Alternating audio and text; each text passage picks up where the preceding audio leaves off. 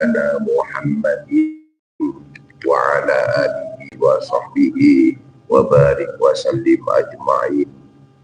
Rabbis shrahli sadri wa yassirli amri wahlul 'uqdatam min lisani yafqahu qawli.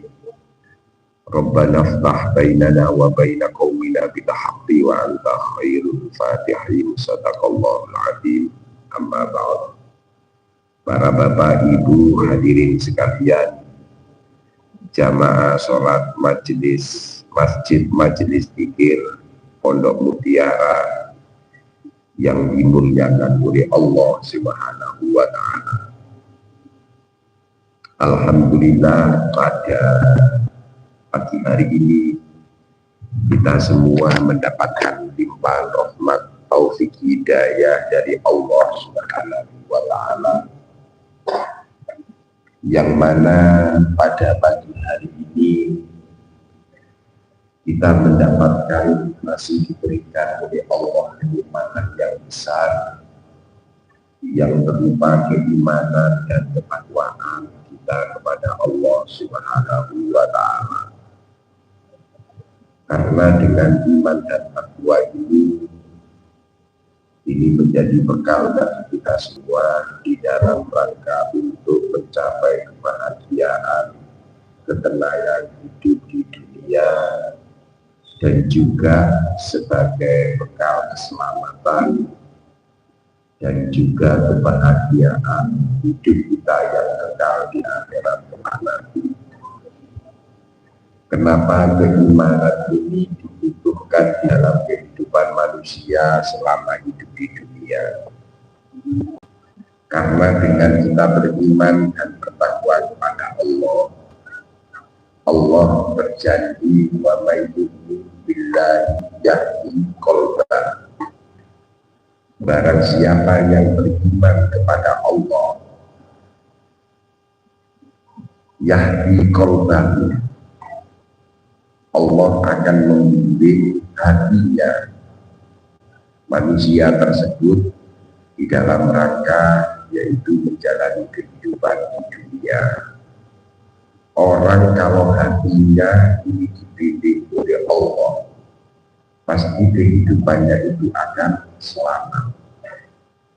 Orang kalau dibimbing hatinya oleh Allah, dia akan bisa membedakan mananya hak dan mananya batil. Orang yang hatinya dibimbing oleh Allah, maka hidupnya akan mengalami ketenangan, baik lahir maupun batinnya ini. Kenapa demikian?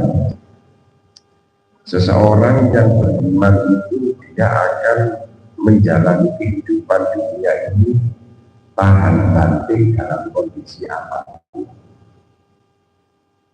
Allah menjadikan dia, takdirnya dia itu orang yang susah.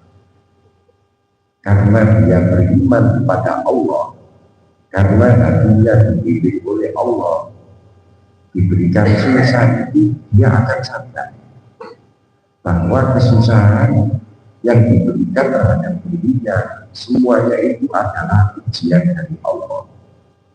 Dia akan menyadari itu.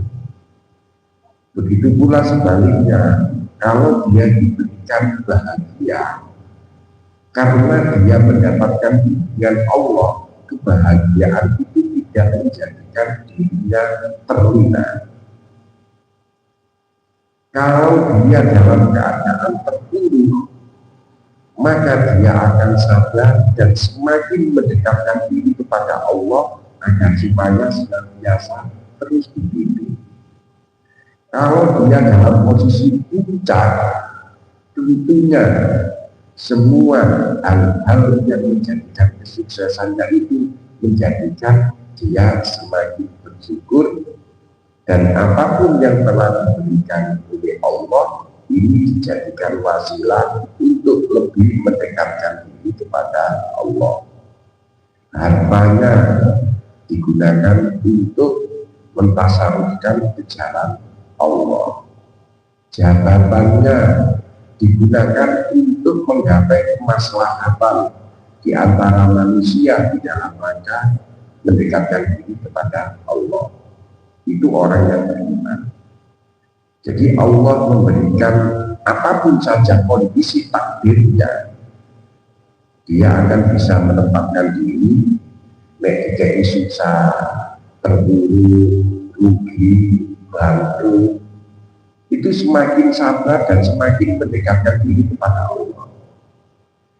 Dikasih sukses, untung, jabatannya naik, niatannya penuh dengan keuntungan, semakin menjadikan dirinya bersyukur kepada Allah, dan semua kenikmatan yang diberikan oleh Allah kepadanya digunakan kepada hal-hal yang positif. Itu merupakan orang yang beriman kepada Allah yang pada akhirnya mendapatkan bimbingan dari Allah. Sebab kalau ngomong hidayah, itu ada hidayah yang berupa petunjuk, ada hidayah yang berupa bimbingan. Kalau berupa petunjuk, seperti halnya panjenengan jalan menuju ke alun-alun di mana ada petunjuk alun-alun Sidoarjo. Perkara sampean mau melewati jalan itu atau lewat jalan lain yang tidak ada petunjuknya dan akhirnya tersesat, itu tergantung kepada diri kita. Akan tetapi kalau hidayah itu berupa bimbingan, maka ada semacam suara-suara dunia yang datangnya dari Allah, agar supaya hati kita tergerak untuk mengikuti daripada petunjuk yang sudah diberikan oleh Allah. Kalau misalnya ada petunjuk alun-alun ke arah timur, ada tulisan, ada mana, ada hati teruntuk mengikuti petunjuk itu, maka insya Allah kita sampai kepada alun-alun. Akan tetapi hidayah itu kalau hanya berupa petunjuk, bukan hanya bimbingan, bisa jadi kita mengikuti arah tersebut, akan tetapi di perempatan jalan kita tidak belok kiri, malah belok kanan. Akhirnya yang ditemui bukan alun-alun, tapi lumpur lagi. Jadi ini gambaran budaya yang diberikan oleh Allah. Oleh sebab itu Allah membagikan bahwa Allah yang berkolban, dan siapa yang beriman kepada Allah, maka yang berkolban Allah akan memberikan hidayah yang berupa bimbingan kepada hati kita. Jadi hati kita akan mendapatkan suara-suara ilahiyah, suara-suara ketuhanan ini. Sehingga kalau seperti itu dibuat jamaah itu enteng, dibuat ngaji enteng, dibuat kegiatan-kegiatan yang di situ akan muncul kebaikan itu enteng.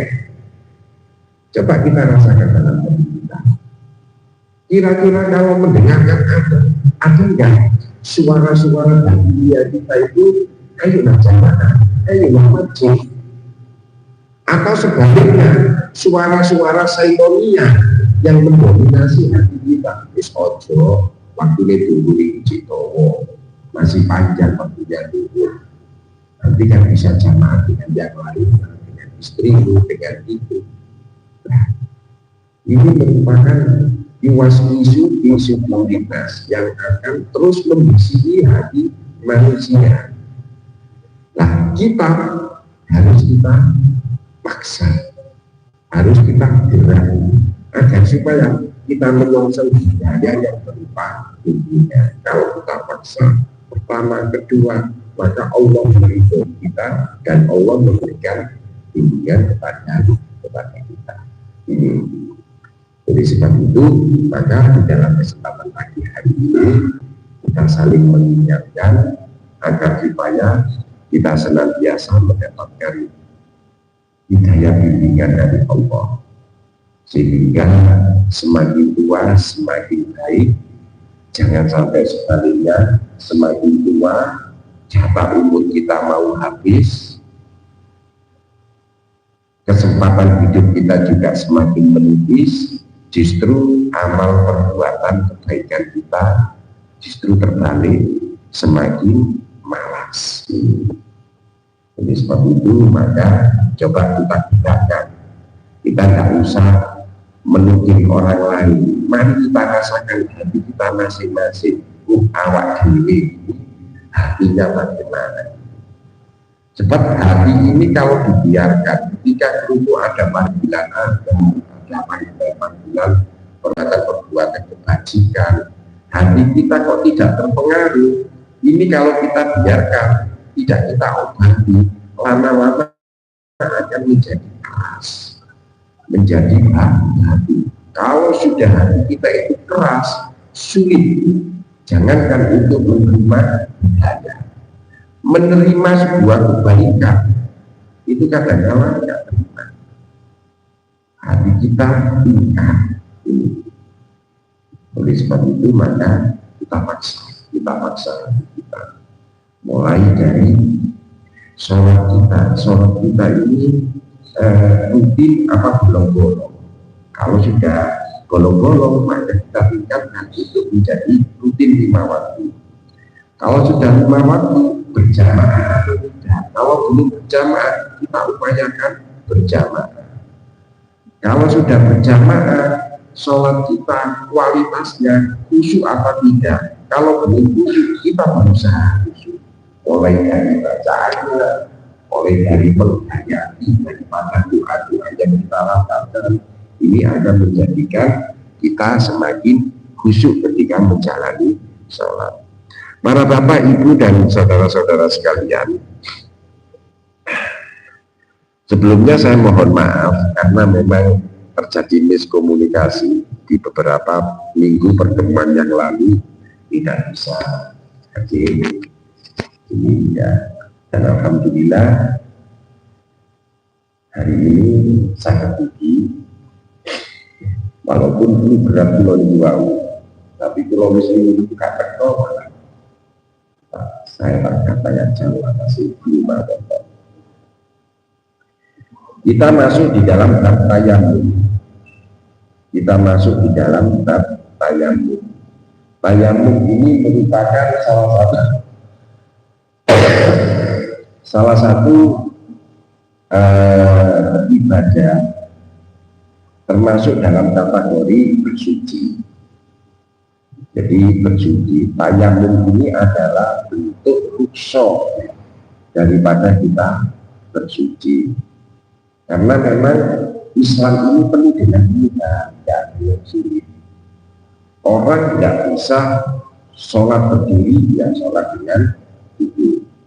Tidak bisa dengan sholat duduk, ya sholat dengan terlentang.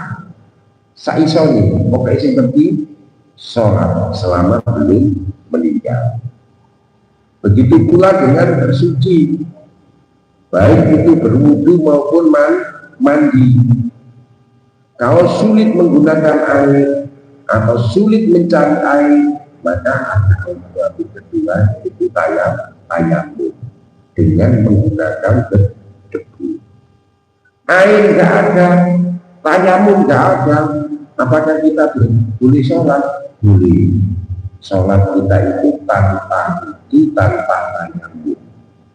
Yang penting kalau ada sholat, jadi sholat dihormati waktu. Sholat menghormati waktu. Nah, sholat menghormati waktu itu tetap dilaksanakan, tapi suatu saat kalau sudah ada air kondisi normal, maka wajib untuk mengkodok, nyaur. Itu sholat menghormati waktu. Sama halnya ketika kita di pesawat. Di pesawat waktunya sholat dulu, otomatis mencari air tidak ada, airnya itu terbatas. Mencari debu, ya kadang-kala kan kalau kita itu umroh atau haji mencari debu itu gimana? Pesawat itu setiap lagi dibersihkan, sulit mencari debu. Maka jalan satu-satunya kita adalah sholat dinikmati waktu.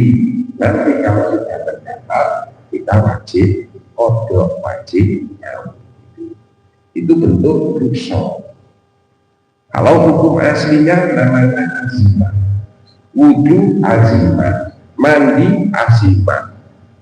Ada sesuatu yang menghalangi untuk wudu, sesuatu yang menghalangi untuk mandi, maka ada rusak yang namanya tayammum.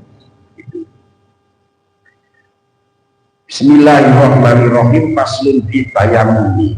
Pasal ini menjelaskan tentang tayammum.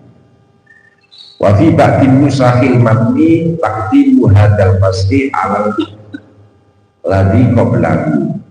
Dalam sekalian redaksi matan mendahulukan pasal ini daripada pasal-pasal sebelumnya. Wa tayammumu lughatan al-qasdu. Tayammum ini secara lafaz, ya, secara lafaz artinya etimologi istilahnya itu adalah menyengaja, menyengaja. Wa syar'an isalu turabin tawdurin lil wajhi wal yadaini badalan an wudu'in aw ghuslin aw ghusli udwin bisyarah itu maksusatin. Yang dimaksud dengan tayammum itu adalah secara syariat yaitu menyalurkan atau mendatangkan wudu yang suci terhadap wajah, kedua tangan sebagai pengganti daripada wudu, au ghuslin atau pengganti daripada mandi, au ghusli udwin atau membasuh sebagian anggota badan. Bisyara itu maksusatin dengan syarat-syarat tertentu. Itu tayammum. Jadi tayammum ini adalah ada 3 fungsinya: pengganti wudu, 2 pengganti mandi, 3 pengganti anggota wudu yang tidak bisa dibasuh dengan air. Maksudnya apa anggota wudu yang tidak bisa dibasuh dengan air? Ibaratnya panjenengan itu sakit di salah satu tempat anggota badan yang menjadi apa kewajiban dibasuhnya ketika itu, misalnya belentong di kiri, ya, penyakit apa gitu ya. Kalau ini kena air malah menjadikan masalah. Tapi jika tidak bisa diperban, dibiarkan,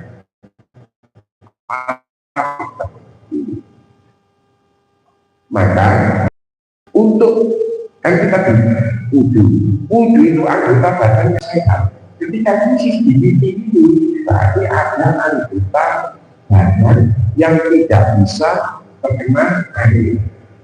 Maka untuk membasuh ini penggantinya adalah tayammum. Yo wudu, yo tayammum. Gitu. Fungsinya wudu membasuh anggota yang sehat. Fungsinya tayammum sebagai pengganti anggota yang sakit yang tidak bisa kena air. Itu adalah tayammum. Jadi fungsinya ada 3. 1 adalah sebagai pengganti wudu, 2 adalah pengganti mandi, yang ketiga adalah pengganti anggota wudu yang tidak bisa terkena oleh air.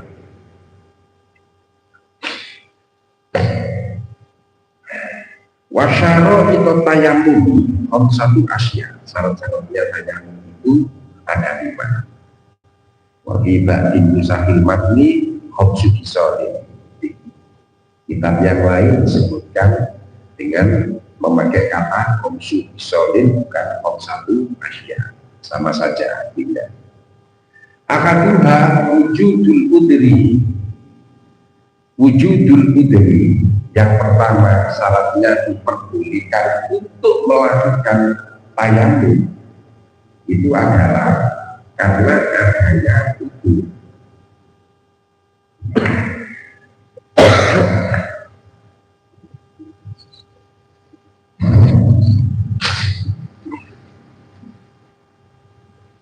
adanya udur. Bisa paling apakah udur bukan masalah karena bepergian, atau karena sakit. Contohnya bepergian itu bagaimana? Dikoyok panjangnya dalam umroh bawa haji. Di dalam kendaraan yang tidak diizinkan untuk menggunakan air, maka itu diperbolehkan untuk melakukan tayamum. Al-Marudin karena sakit yang tidak diperbolehkan terkena air. Kalau terkena air akan menjadikan matador. Itu. Yang kedua, dukulu waktu sholat. Tayamum baru bisa dilaksanakan ketika waktunya sholat. Beda dengan itu.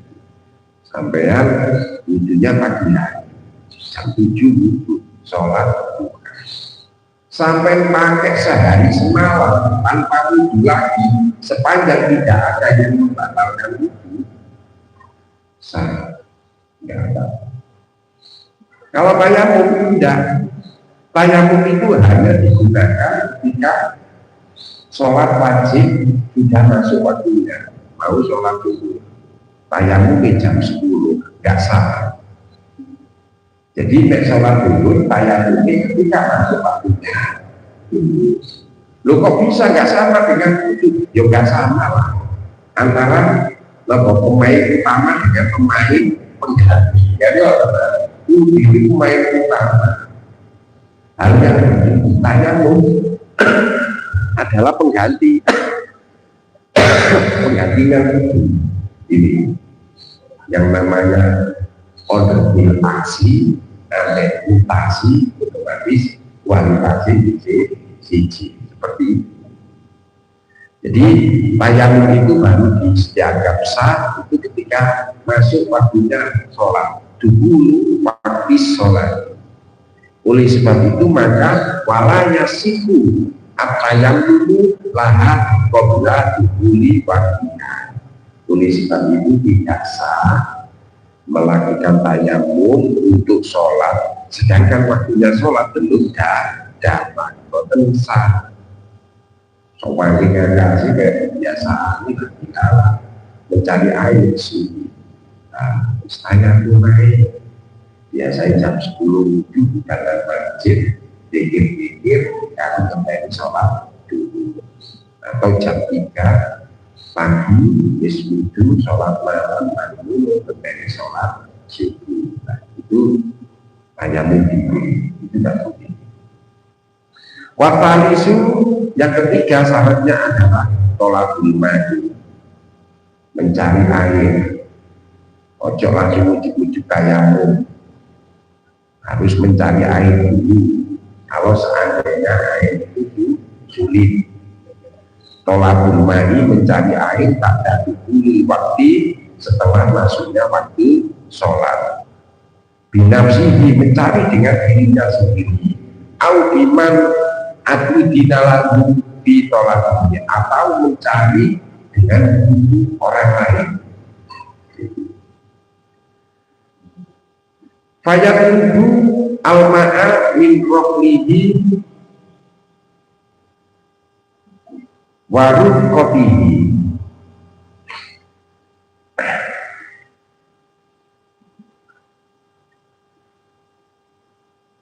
Fayaqulu ma'a min rohlihi warud kopihi. Maka dia wajib mencari air baik itu di daerah sekitarnya, tempatnya atau di tetangga-tetangganya, teman-teman sekitarnya. Fa'in kana faridan madoro hawalaihi minal jihadil arba'in inkana dimustawin minal. Kalau seandainya yaitu ini kan kitab ini ngarang disesuaikan dengan kondisi waktu itu. Jadi kondisi waktu itu pengarang dan juga orang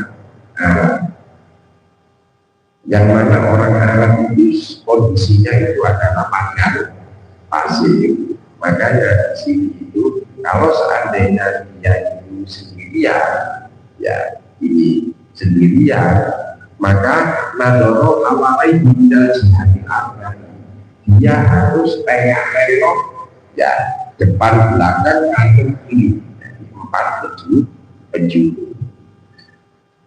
Mustawin minal artinya itu apa?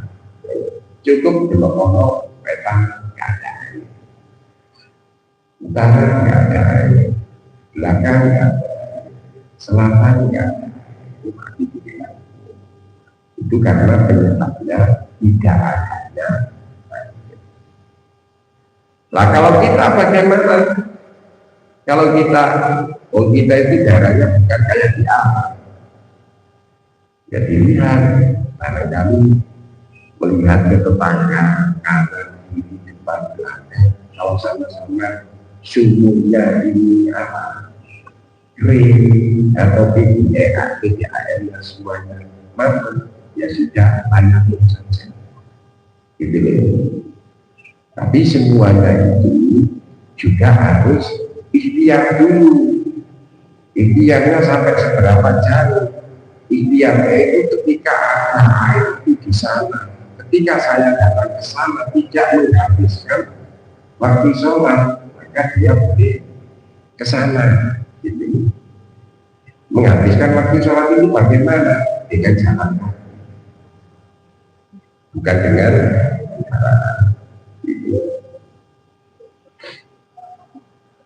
Fa'in kana mufaridan wa barakamalaihi Fa'in kana fi hakil tifa'un wa nasifatu tarot dan dakwah. Seandainya dia itu di daerah yang naik turun, maka dia harus apa? Naik turun, gak ada air, maka boleh warrobi yang nomor 4, taat dulu istimali udur untuk memakai air. Air itu ada, tapi kalau dia memakai air, maka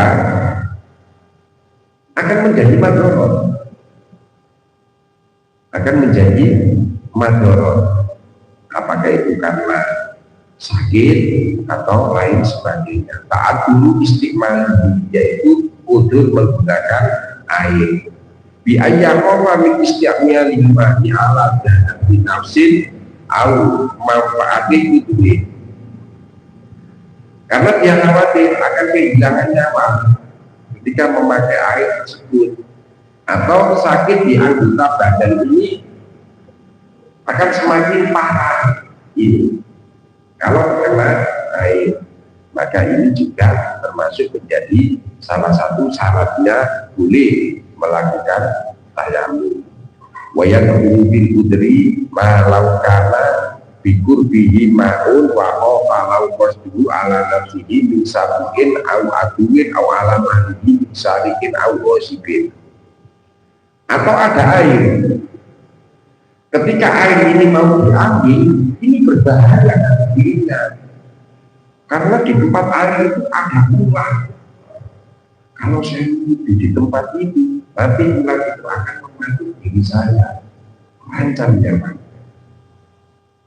Atau di situ ada air, kalau saya ambil sepeda motor saya ini akan dicuri orang. Nah, ini jika menjadi salah satu udurnya tayamum itu. Jadi udur menggunakan air ini. Wal khamisu at-turabu tahiru.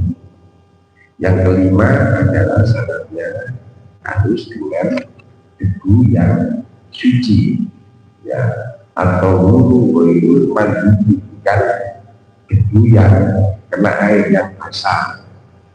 Wayas tubuh atau hiru bil maksudi waturofin makharotin lam tunbas, maka termasuk boleh menggunakan debu dengan gosok, itu tetap suci. Apa ngerti debu gosok itu? Mengambil debu di area hanya orang lain, ya, walaupun mengambil debu itu hukumnya haram karena gosok, tapi menggunakan debu untuk bertayamum itu tetap sah. Urusan mengambil debu yang menjadi haknya orang lain itu urusan tersendiri. Ini ngomong keabsahan menggunakan debu yang digunakan untuk tayamum. Sama halnya dengan berwudu itu dari air cerian. Ya.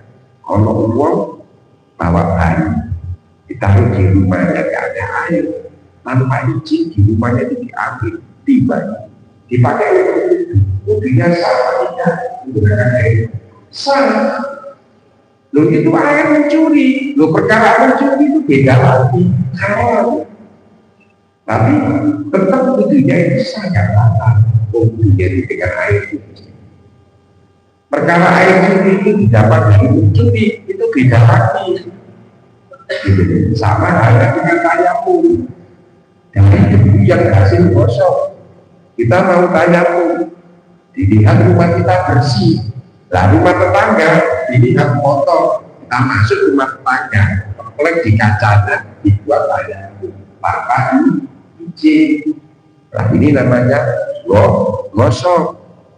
Tayamumnya tetap sah, tapi gosoknya ini yang haram.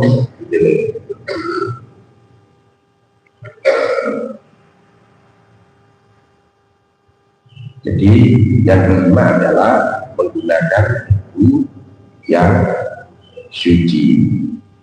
Alladzi lahu gubarun. Jadi debu yang suci itu adalah debu yang bagaimana cirinya yang dibuat tayamum itu gubar, istilahnya itu kok. Kalau malu kalau dia angin kemudian terbang itu namanya debu yang gubar, bukan debu yang bahasa kan melempem. Kalau kena air kan bisa ini terbang. Fa'in kholatohu jasun awromlin lam yajus. Fa'in kholatohu jasun, seandainya debu itu campur dengan amping atau pasir maka tidak diperbolehkan. Akan tetapi pendapat yang lain di dalam kitab Al-Fatawa itu diperbolehkan menurut jumhur ulama ini. Jadi pendapat yang lain itu wayasiku tayamumu aidon biromalin dihiba, yaitu boleh tayamum menggunakan pasir yang mana pasir itu berdebu, itu boleh. Jadi ini itu kita cari bagaimana sisi-sisi positifnya. Kemudian perti tayamum itu ada 4. Wamaho itu dulu itu asya, ada 4. Ahadu ahaliya, yang pertama adalah niat. Ya niat sebagaimana niat itu kita niat menyengaja tempatnya, yaitu niat ketika asuhan atau usapan yang pertama ini. Yang kedua adalah mengusap wajah dan mengusap kedua tangan sampai dengan siku ini. Kemudian yang kedua mengusap tangan, mengusap wajah. Yang ketiga adalah mengusap tangan sampai siku. Yang keempat itu adalah tertib berurutan, jangan sampai tangan dulu baru mengusap wajah, tidak boleh. Jadi niat mengusap wajah, mengusap tangan, ini adalah tertib namanya. Kemudian sunnah-sunnah tayamum, wasunanu tayamum salah satu asya. Sunnahnya tayamum itu ada 3. Yang pertama adalah atas niatu, yaitu membaca bismillah. Ini sesuai dengan hadisnya Rasulullah, kullu amrin dari lalu berkata bismillahirrahmanirrahim bahwa setiap perkara kebaikan kalau tidak diawali dengan bismillah itu bahwa akto oleh erokati, yaitu sedikit keberkahan. Orang mau sholat harus bismillah, orang mau duduk mau baca bismillah, orang mau berangkat kerja baca bismillah, orang mau tayamum juga ada bismillah, itu adalah sunnah. Yang kedua, watak dimul yumna minalnya ini al busro, mendahulukan yang kanan daripada yang kiri. Kemudian yang ketiga, wal mualatu itu apa? Berkelanjutan. Jangan sampai tayamum habis basuh wajah ditinggal ngobrol, kalau itu nongkrong dulu teruskan kaki, tayamum lagi teruskan tangan. Nah, ini namanya tidak muala itu harus berkelanjutan. Ini langsung ingat basuh wajah, usap wajah, langsung usap tangan. Hal-hal yang membatalkan tayamum, yang pertama adalah akul ma'abdolal wudu, sesuatu yang membatalkan wudu itu juga membatalkan tayamum. Yang kedua, wasani yatul mani, melihat air. Wis mari tayamum, masuk waktunya sholat zuhur, kita tayamum. Begitu mau sholat, ibane mau cukup rumu banyu, ada air, maka tayamumnya pada waktu itu juga langsung batal karena ada air ini. Jadi kalau ada air, maka bagaimana kalau seandainya di tengah-tengah sholat sudah tayamum, ya kemudian Allahu Akbar, sholat dulu di tengah-tengah sholat, maka silakan diteruskan sholatnya, tapi dia harus wudu sholat lagi. Kalau baru melihat air setelah sholat tidak, maka sholatnya sah, tayamumnya sah, sholatnya juga tidak kotor, tidak berulang, tidak diangkat. Jadi ketika melihat air itu ada sesuatu yang dijadikan tayamum ini batal, seperti dikatakan itu setelah selesai sholat, maka sholatnya itu tetap sah dan tidak perlu mengulang. Tapi kalau ketika di tengah-tengah sholat, sholatnya diteruskan tapi mengulang dunia dengan air. Ketika sebelum sholat sudah melihat air dan tidak tayamum, maka tayamumnya batal.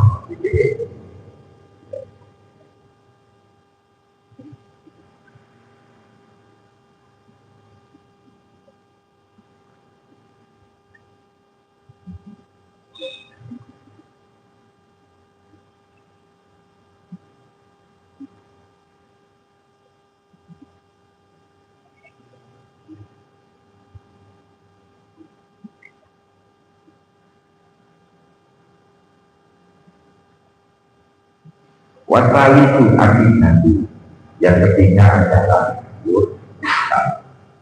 Jadi orang yang murtad itu saya mengatakan itu. Kemudian penjelasan selanjutnya itu adalah sohibul jabani. Siapa sohibul jabani? Orang yang memakai korban dibalut. Orang yang memakai perban.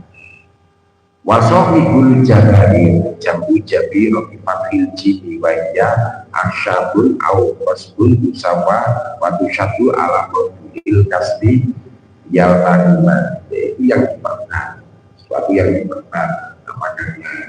Apa itu? Karena terjadi luka atau terjadi patah tulang dan lain sebagainya. Wasohibul jabahir yamsahu alaiha bilmadi ilam yumkinuhu nasuhari au bidororin masana.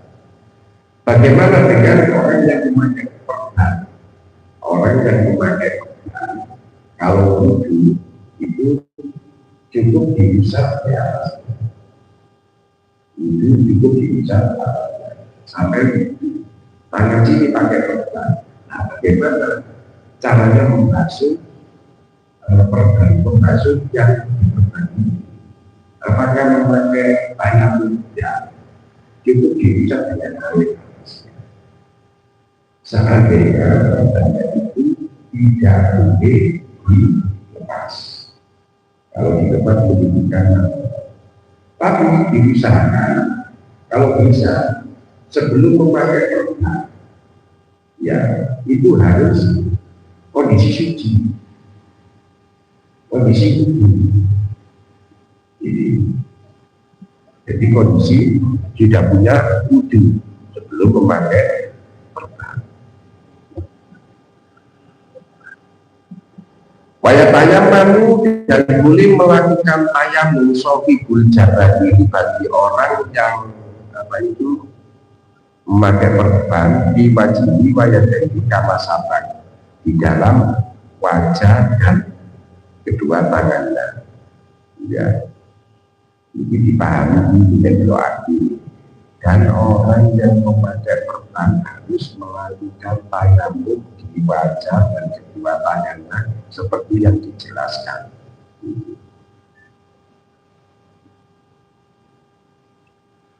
Wa yusolli wala i'adata alaihi, dan dia boleh sholat dan tidak i'adah, tidak baleni. Tidak baleni ingkana waduha ala tubrin, ketika dalam rangka memakai perban ini sudah suci. Tapi dari suci itu boleh wajib tidak ada, wajib balik. Ketika sampai sakit patah tulang, diusahakan sebelum dilakukan perban itu disucikan dulu, kemudian diperban, sehingga ketika sampai wudu cukup diusap di atasnya. Tapi tidak sampai dulu suci, sampai boleh melakukan tayamum. Ya, sampai melakukan tayamum. Tapi yang umum untuk boleh nikah, boleh ada. Ingkana waduha alatu mungkin, ya. Tapi kapan lepas jadi ini belum dipakai perban, belum suci, dan perban itu diganti tayamum boleh, tapi syaratnya yang itu akhirnya harus ada balik sholat. Itu satu pendapat yang lain, ya. Wa illa ada makola nawawi atau lagi nang kolami majmu inna ilakal jiburi yang tadi ada berparti baina atau tayamumi wa kulliya. Tidak jadi sebagian. Jadi tidak perlu ada. Inilah yang dimaksud dengan Islam. Kemudian waya tayamum dan tayamum dikulli fardhu ia melakukan sholat wajib ini.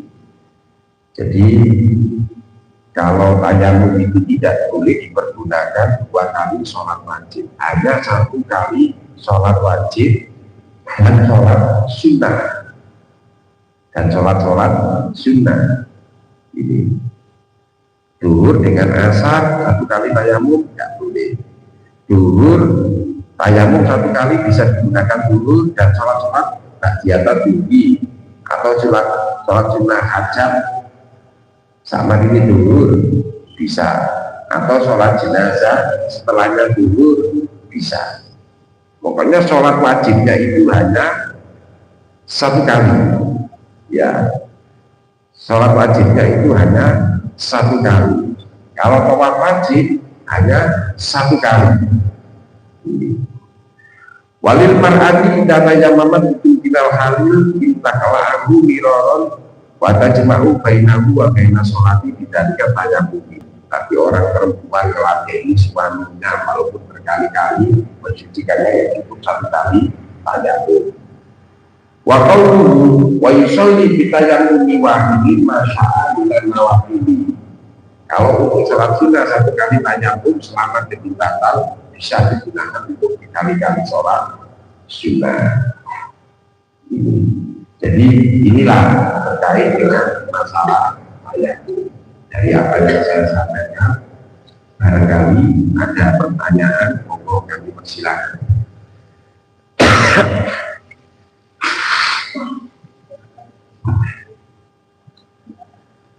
Monggo.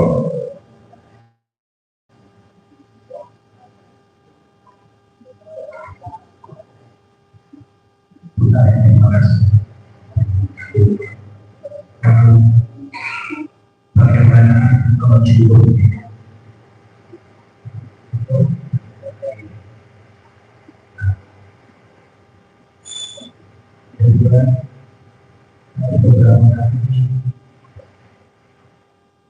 menjelaskan ada istilah namun dijelaskan ya sehingga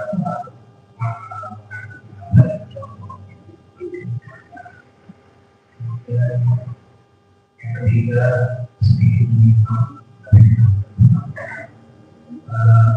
saat ini melaksanakan sholat sunnah Isra.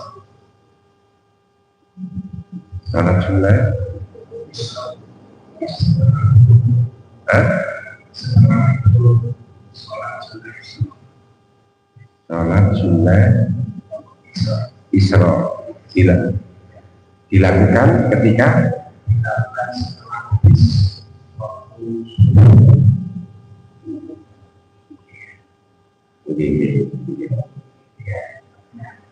itu karena sebenarnya waktu lima. Jadi ketika sumber itu kan ada tanda dulu. oh sholat dulu itu ya.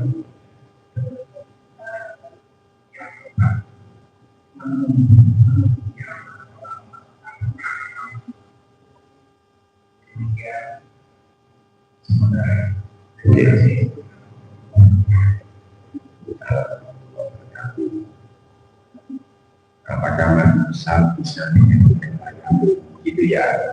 Ya bisa, karena memang banyak itu pengaruhi dari manusia, wudhu dan sebagainya itu yang tidak bisa terkena air selama tidak diperlukan. Air satu paling besar. Jadi habis kumpul suami istri. Ternyata airnya tidak ada. Nah, tanya apakah saya mau bulu-bulu? Jadi tanya itu pernah di Rasulullah karena air bisa itu kenapa kan lagi bulu-bulu di padang pasir? Ya, itu tidak begitu. Tanya wah enak ini mending tanya apa aja, gak usah mandi. Tidak bisa. Jadi walaupun mandi bisa, panjenengan habis kumpul suami istri mau bersuci, yang tetap ayatnya sama. Nggak seperti kalau kita berhenti itu pajak kedua tangan, kaki, cukup kalau paling besar, apa disuruh lagi aja. Luncur baju sampai semua kita badan itu main besar. Kalau tayamum, ya pakai gitu, tayamum tetap sama. Tayamum mengganti baju besar, tayamum mengganti itu, tayamum mengganti sebagian anggota besar kemarin itu sama tayamumnya. Ada 4, 1 hingga 2 lokasi. Apa itu merusak wajah, 3 merusak kedua tangan, yang keempat tahu itu aja, tak usah bulu-bulu.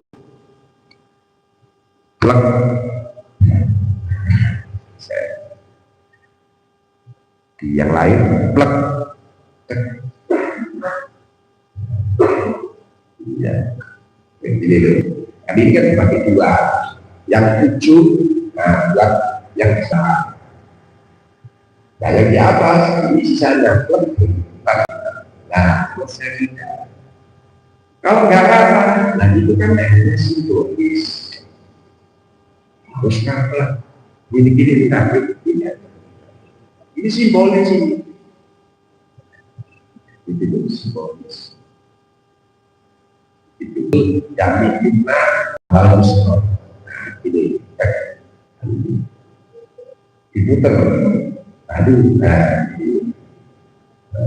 juga ujungnya ajari-jari makanya kemudian pas sudah selesai.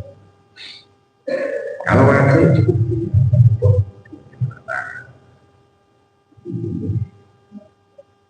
itu banyak. Jadi itu nggak diwudu mengganti lagi besar atau sebagian lalu bayarnya sama. Kemudian yang kedua, IAD. Apa sih IAD?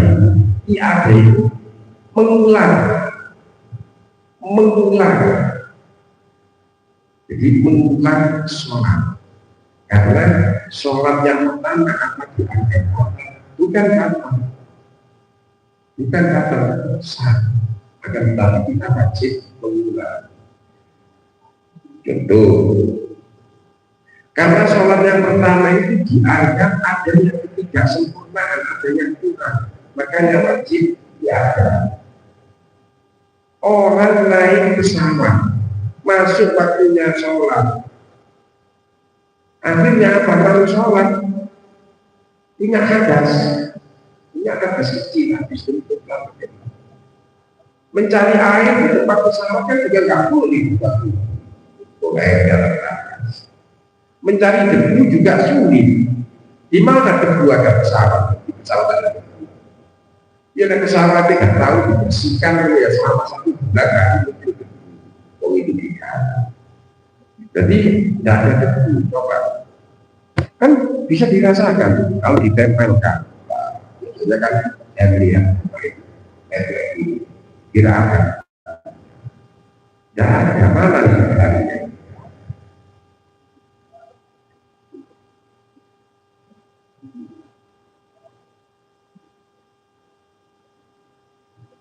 Apa sakit?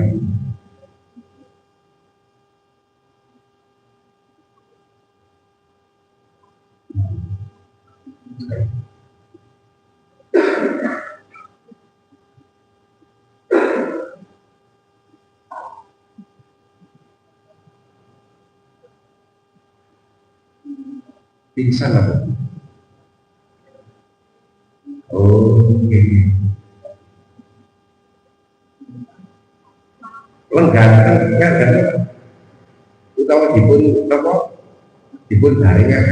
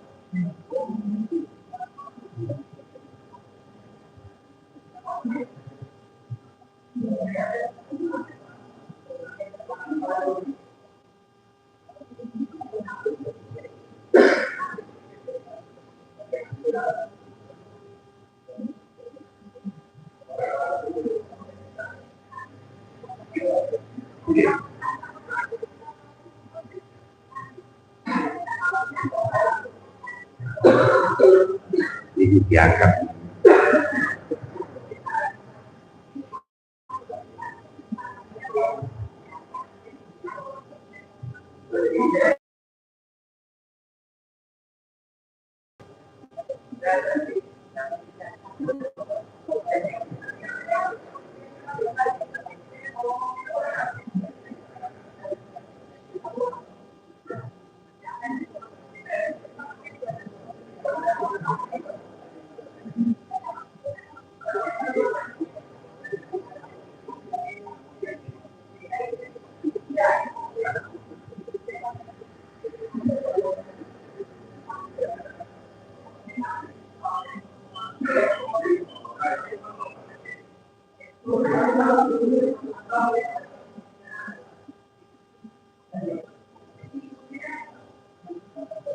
Iya.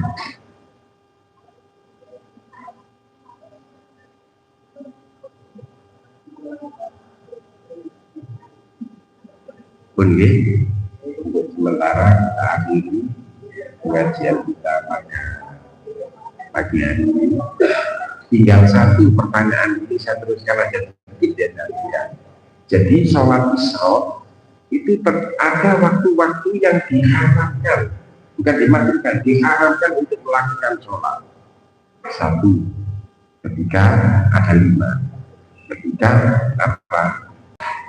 habis subuh sampai dengan terbitnya matahari, ketika proses terbitnya matahari, ketika matahari betul-betul di tengah, ya sebelum masuk zuhur itu, mau masuk zuhur itu, ketika matahari habis asar, kemudian ketika matahari proses terbenam, itu yang tidak diperbolehkan, diharamkan untuk melakukan sholat. Bagaimana sholat Isra itu tadi? Saya baru dengar, gitu loh. Yang diperbolehkan adalah sholat duha ketika matahari sudah muncul dalam satu tombak. Ini salah setengah 7 atau bagaimana. Jadi itu Pak. Jadi tidak ada sholat macam-macam. Itu ada sholat sunnah itu macam-macam. Pada dasarnya itu adalah sholat mutlak, sholat sunnah mutlak. Ada sholat sunnah sholat sunnah karena ini, sholat sunnah karena itu sebenarnya sholat sunnah mutlak. Kemudian diartikan kayak sholat nisfu Sya'ban. Tidak ada sholat nisfu Sya'ban, yang ada adalah sholat mutlak di malam nisfu Sya'ban. Orang yang ada itu sholat sunnah di malam nisfu Sya'ban.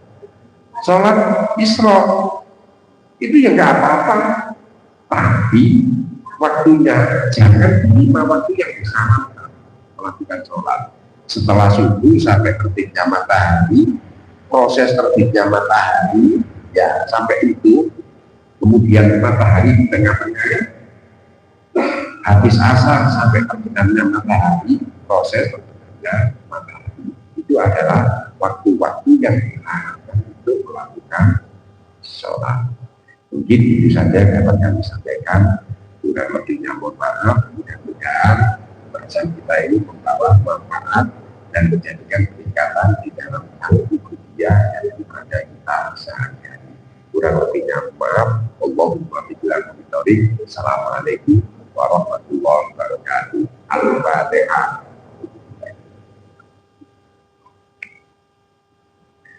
Bismillahirrahmanirrahim. Allahumma sholli wa sallim ala sayyidina Muhammad wa ala alihi. Allahumma ighfir lana wa li walidina wa kama rabbayana shaghira. Allahumma barik lana fi ilmina wa barik lana fi hayatina wa barik lana fi arzaqina wa rahmatika ya arhamar rahimin.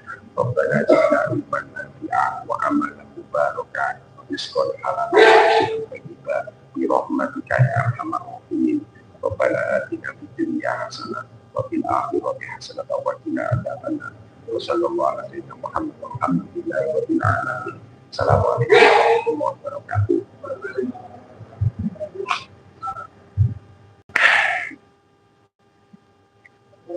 Selamat